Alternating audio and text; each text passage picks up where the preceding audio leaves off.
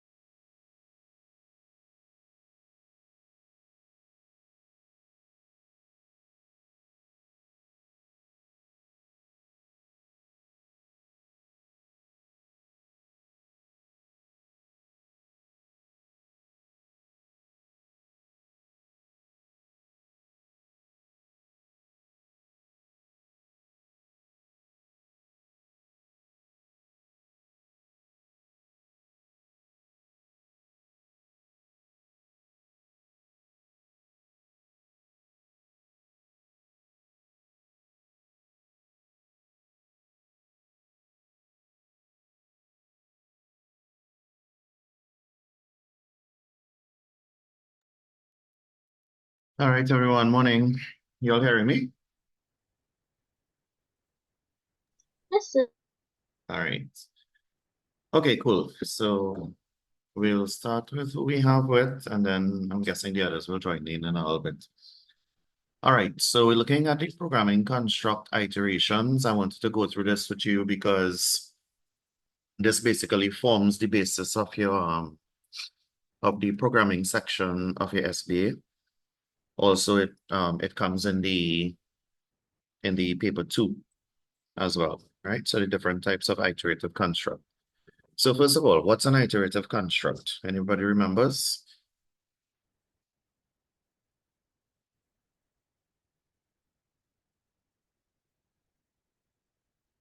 What does the term iteration mean?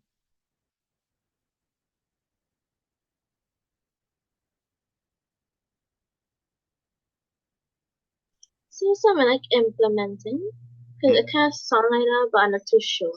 Mhm.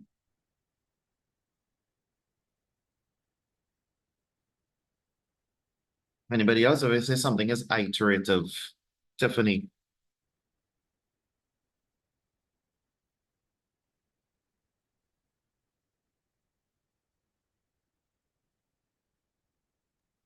Can you hear me?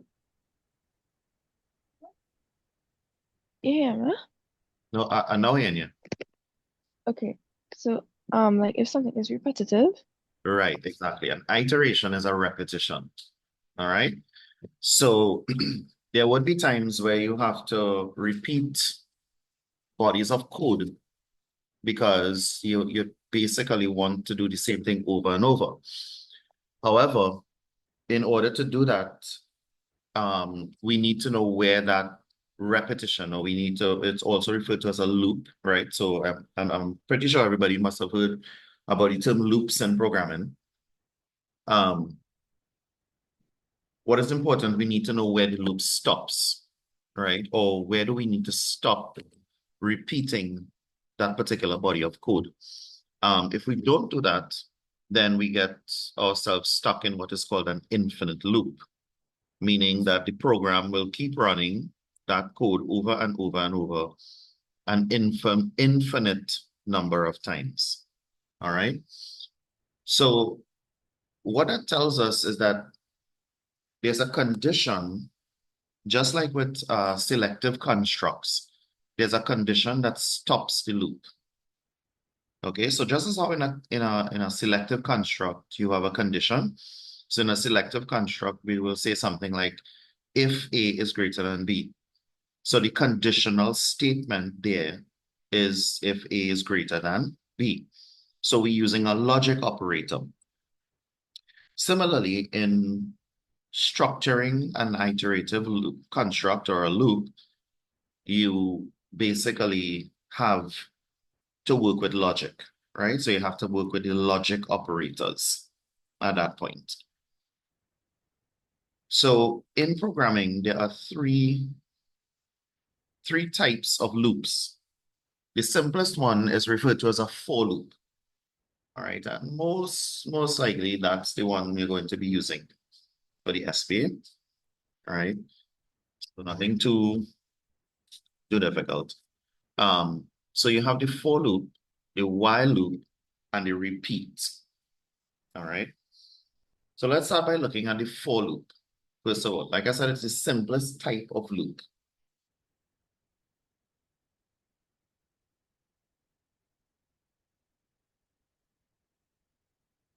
So if I wanted, for example, I wanted to print out all the numbers from 1 to 10.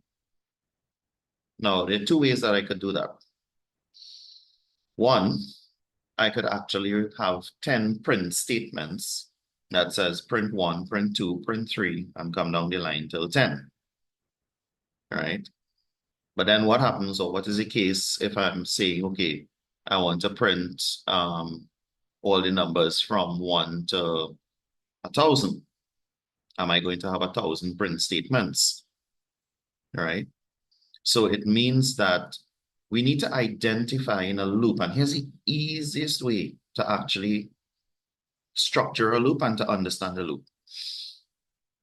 we first have to identify what is the action that is being repeated. So if I say, okay, print all the numbers from 1 to 10, what is the action that is being repeated? Printing. Say it again. Printing. Printing, right. Exactly. So the action that is being repeated is printing. Now let's be a little more specific. Printing what? The numbers from 1 to 10. Right. So then the repetitive action will be printing a number. Yeah. So the repetitive action there is printing a number. So it doesn't really matter whether that number is 1, 2, 7, 10, right? It doesn't matter what it is. What matters is that I'm printing a number. Now, the second thing that matters is what are the numbers that I'm printing? Now, that gives you what we refer to as the limits of the loop. All right. Now, a for loop has to start. So you're seeing the example of the for loop down here. A for loop has to start at a lower limit and increase to an upper limit. And what we need to understand with the for loop is that the increment or the increase is always by 1. So whatever the lower limit is, we add 1 to it to give us the next pass of the loop or the next iteration of the loop. When that iteration is complete, we add 1 to it again to give you the next pass of the loop, etc. All right? So the for loop takes a value and increments or increases that value by 1 each time. All right, so if you all want, you could make note of that. Right, that the for loop takes a value and increases the value by 1 each time. Or it takes a value and decreases the value by 1 each time. So the for loop can either increase or it can decrease, but it is always by 1. So we have one example of the for loop here, printing all the numbers from 1 to 10. So we say we have for variable, and that variable could be anything. It's user defined. So the variable could be n, it could be x, it could be number, count, whatever. So for variable equal 1 to 10. It's always lower limit to upper limit. And the for loop is an inclusive loop, meaning the lower and upper limits are included in the count. So if I'm saying for n equal 1 to 10, it goes from 1 to 10 inclusive. So it's not going to stop at 9. All right. So we want to look at something interesting with respect to the for loop.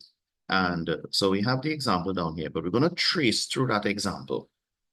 Right? We're going to trace through that example to see exactly how does this loop actually work.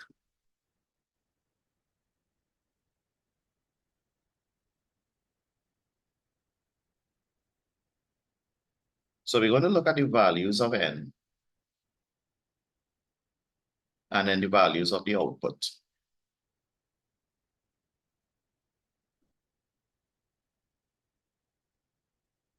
Right? So a couple things we want to look at when we look at the for loop. One is that if you notice in my code, all right, this last segment as you see down here, in my code, you will notice that I'm not manually setting n to any start value. That is done by the loop itself. That is done within the loop. Right? So that's one. So in other words, I'm not saying at the beginning n is equal to 1 or n is assigned to 1. I don't have to actually put that because it's in the loop already.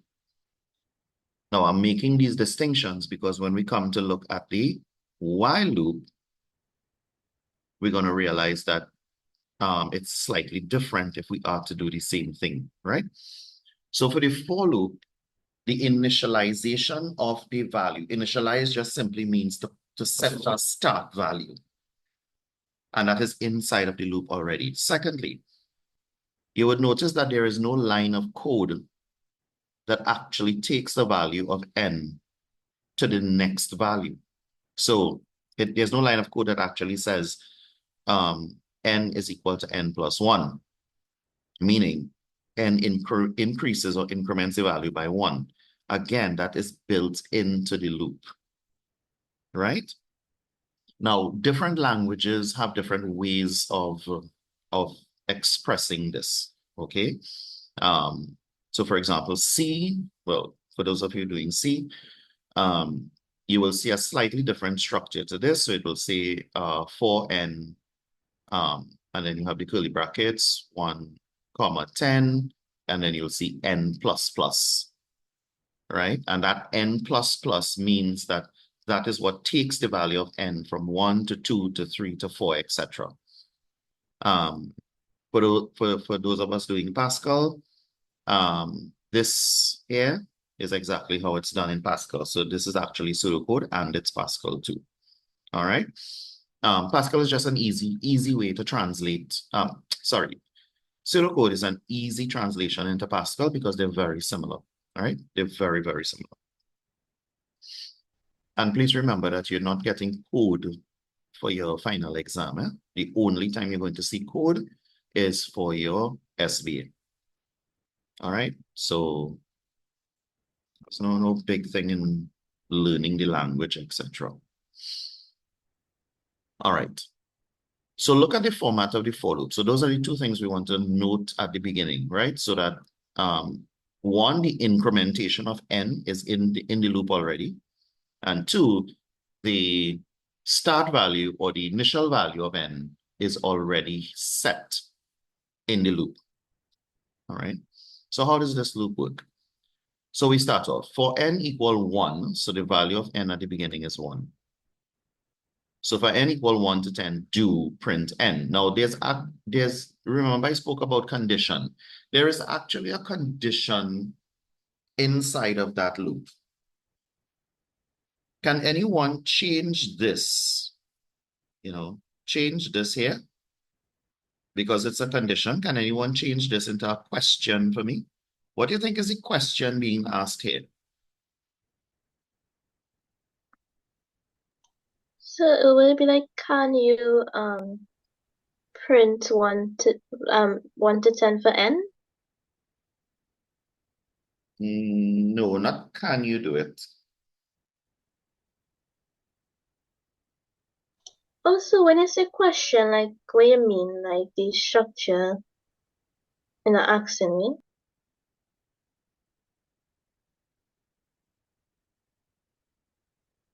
Yeah, so okay, if I were to convert this, rewrite it as a question, what do you think is the question being asked here?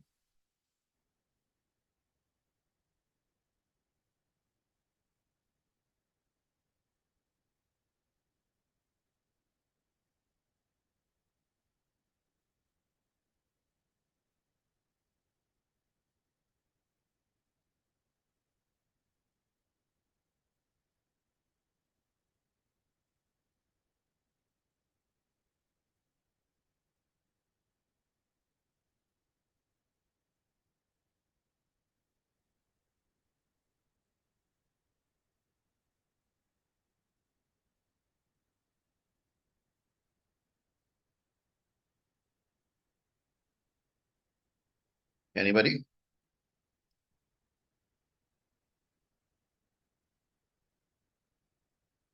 So when you say like question, you mean like it have to be like can you and question mark or no? Just like instructing them what to do in a Okay, more structured way. so all right, so look at this. What's the value of n right now? 1. Right. So how do you think the loop knows to execute what's inside of it?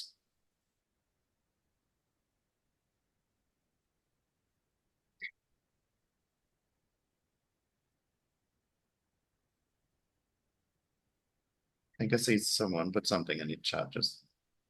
Oh, okay. Okay, Gabby, no problem.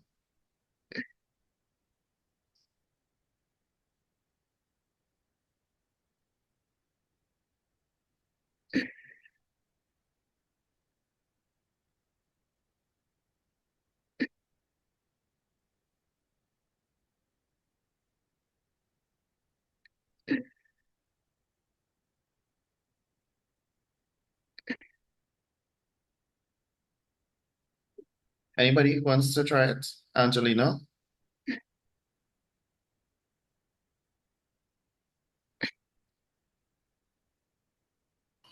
So try what exactly? Okay. If you look at a for loop, answer this question for me.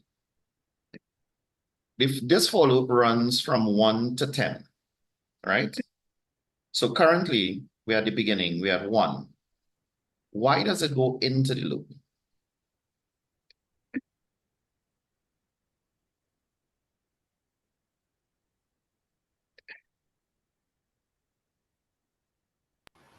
So I don't know. I came in late and I was confused on what he was doing. Oh, all right. We're doing repetition or iterative constructs in programming.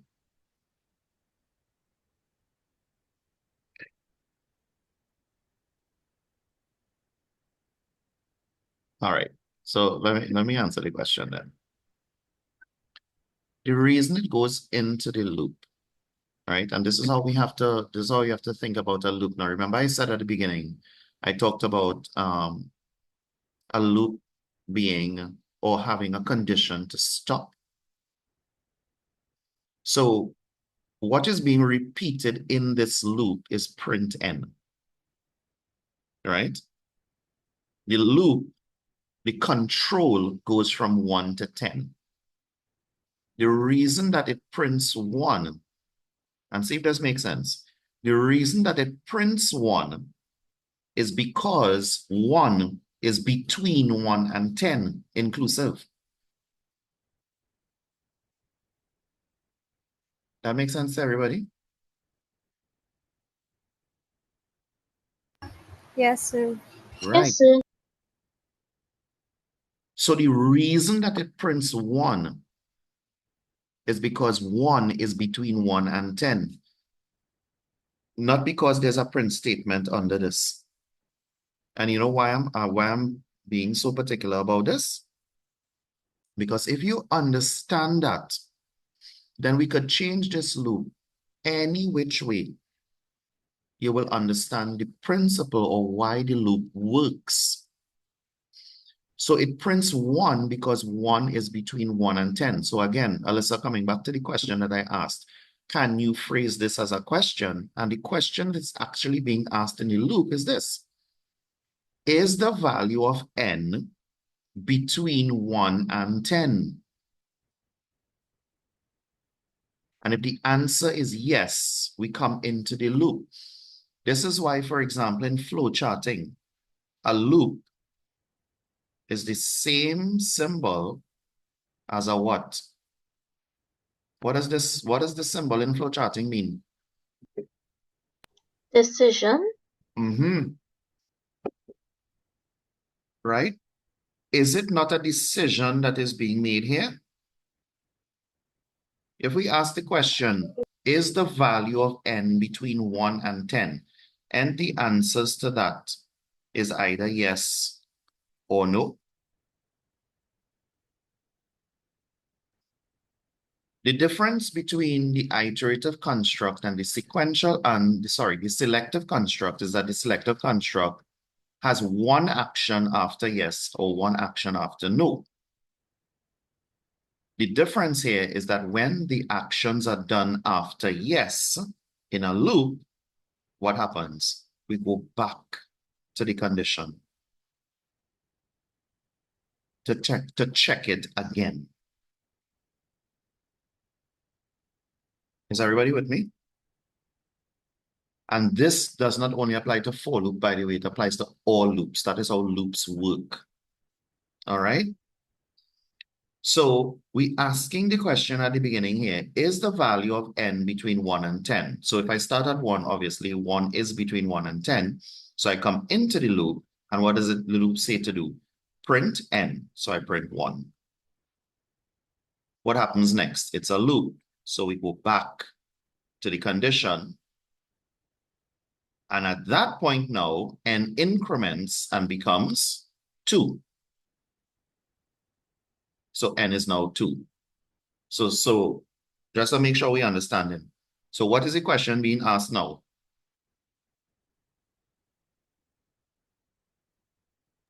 Is the value of n between 2 and 10? No, always between 1 and 10. The limits don't change. So the question is literally always the same. Oh, Is the value of n between 1 and 10? So now that it is 2, is the value of n between 1 and 10? yeah. So Yeah. then what, right? So then what happens? We come into the loop. Is that everybody thinks they're following that? Yes, sir. And if we come into the loop, what does the loop say to do? The loop says to print n. So we print 2. What do? Go back to the top, right? And the process continues. So now n is 3. We're asking the question again, is n between 1 and 10? The answer is yes. We come into the loop, we print 3. Now, so that happens down the line until what? Until 10? Okay, so let's see if it's actually until 10. So let's go to the So- point. Yeah, Wouldn't it stop at 9 because it's supposed to be between 1 and 10? right. But remember we said that a for loop is inclusive. Oh, okay. So it will include the limits 1 and 10. But let's see, let's watch something, Angelina. Let's take it from the point where we reach, let's reach the point 9. Right? So let's check your theory. 9. So is 9 between 1 and 10?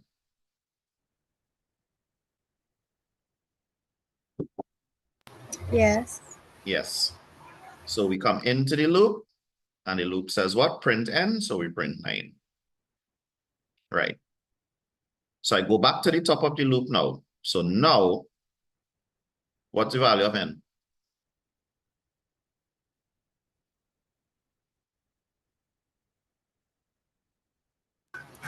10? 10. Is 10 between 1 and 10 inclusive? Yes. So come into the loop, right? Mm-hmm. What to do? Print n. Now here's where everybody is get catch. Is the loop going to stop at that point? So I think I know what might happen. Let me I'm hear. not too sure though. So I think it might just go back from 1. I'm not too sure, but Well, it is going to go back to the top of the loop because it's a loop. That's what loops do.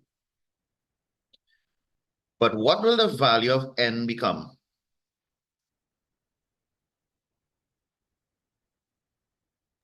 so after I finish the loop once, No. Don't say that. So let's backtrack a little bit. Alyssa, what's the value of n right now? 9, No. What's the value of n right now? We just printed 10. So what's the value of n? oh, 10. Right. And if I go back to the top of the loop, and this is a loop that increments by 1, what the value of n is going to become? 11. Exactly. What was the question, Alyssa?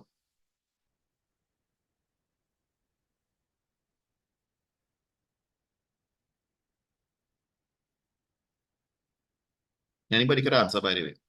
I just had Alyssa. Is 11 between 1 and 10? Is the value of n between 1 and 10? Is it? No. Exactly. So since it is not 1 and 10, so now we hit false. Since it is not between 1 and 10, it's not going to go into the loop, but it's going to come out of the loop and continue with the rest of the program, if there's a rest of the program. So the point I want to make here is that the value of n actually goes beyond 10. You see, this is what I mean when I say that you'll have to think logically. It's not going to stop at 10. the value of n actually changes to 11, but it doesn't print 11. Why doesn't it print 11?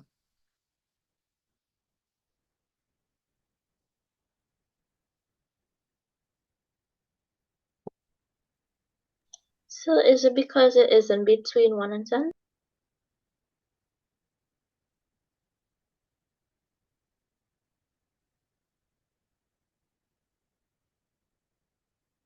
Exactly, because it isn't between 1 and 10, right? And that is how it actually gets the loop to stop. Because let's look at a different scenario. What do you think would have happened if the value of n remained or stayed between 1 and 10?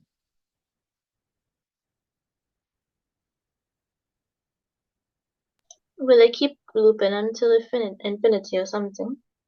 Yeah, it will do it infinitely. It will never stop.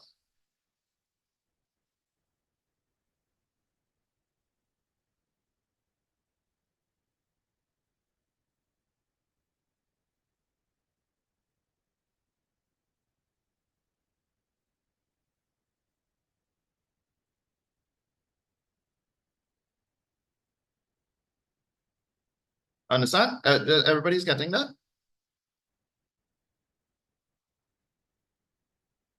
Right. Now, this is fundamental basic principles. So I need you all to understand this before we could move on to other types of loops, because this is the simplest. This is as easy as it gets. So we okay with that, right? Yes, sir. Okay. So if we're okay with that, I'm going to give you one to try now.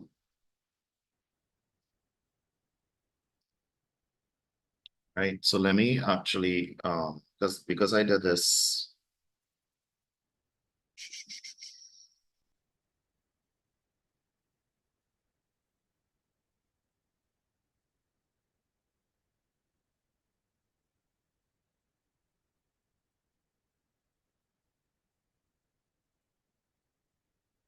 Right. So I just sent the additional annotations in the chat, so you all will have it.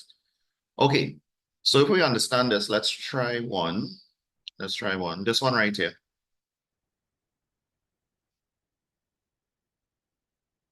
All right. So here's what I'm going to do, guys.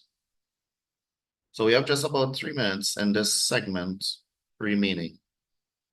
I sent the screenshot on the chat for you all. So you have the question. The question that I want you to look at is, accept the name and cost of 10 items, find the VAT on each, and output the name of the items and its VAT. So question, what is being repeated? We always go back to that question when we're dealing with loops. What is being repeated? The name and cost. Say, I think I heard Natanya. Say that again. The name and cost of the 10 items. Right, so that's the input, right? But what is the action that is being repeated? So I want the process.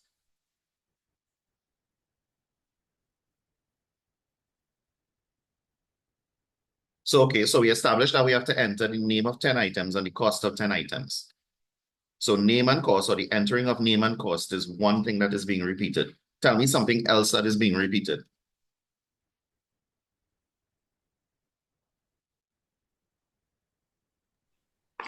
So the VAT, finding the VAT on it. Exactly, calculating the VAT on each item. And then tell me the third thing that is being repeated. Outputting the name and its VAT. Perfect. So I want you all to see something there. Do you realize that what is being repeated is the input, the processing, and the output? Yeah? So here what I want you to do for me. So we just at about 1 minute.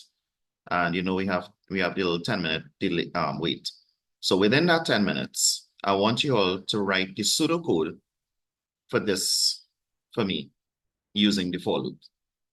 right? So when we come back, somebody is going to give us the answer for this. Everybody's good with that? Yes, yes. All right, nice. So I'm going to bring down the session, bring it back up in 10 minutes, and let's get the answer.